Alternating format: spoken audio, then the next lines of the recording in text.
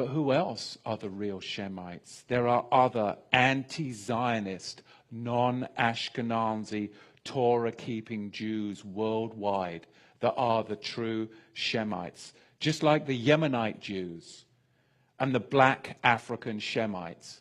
And I most probably shouldn't go here, but I will anyway. You see, after the destruction of the temple, yes, many of the Jews, the poor Jews, remained in the land. But there was a migration as well of the more affluent Jews to Yemen and to other parts of Africa. Other parts of Africa. You see, the black African Shemites were actually then taken away in slave ships. Deuteronomy chapter 28, verse 68. And who were the owners of these slave ships? Who were the biggest slavers in the 16th century? The Ashkenazi were the biggest slavers in the 16th and 17th century, going into the 18th century. You see, Ashkenazi slaving was huge. This is from, I have to be careful when I say this, so my sources, it's always best to go with Jewish sources, right? Because you just trod on a bunch of toes. So we'll go with the Jewish sources. There's a ton of sources out there, but I'll stick with the Jewish ones because that's just safer. The Jewish scholar Jonathan Shorshak says this: Jewish merchants routinely possessed enormous numbers of slaves temporarily before selling them off. If a slave auction fell on a Jewish festival, it was postponed due to lack of buyers and sellers. The Jews of Suriname gave their slave plantations Hebrew names such as Machanaim, Nachamu, and Goshen.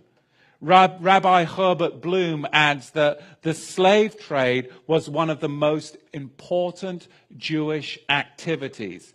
In 1694, Jews owned 9,000 African Shemites.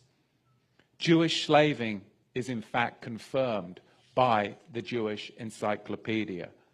So in the days that we live, there's nothing more important than this Melchizedek message to the true Shemites. Because this Melchizedek message of the true Shemites is the solution.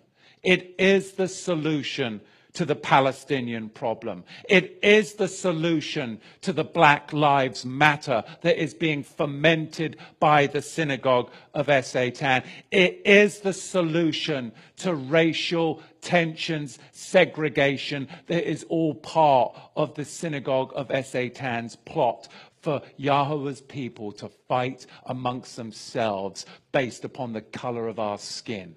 That is ridiculous. But that is what they want so that we keep our minds off of them as the true slavers of Yahweh's people.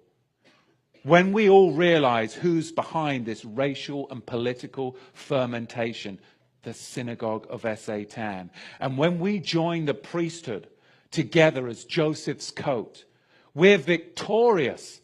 Then we're victorious over the New World Order slavers, their Luciferic, Levitical perversion. You see, they're obsessed with blood. They're obsessed with their own blood, and they're obsessed with your blood. But they're not obsessed with Yahusha's blood.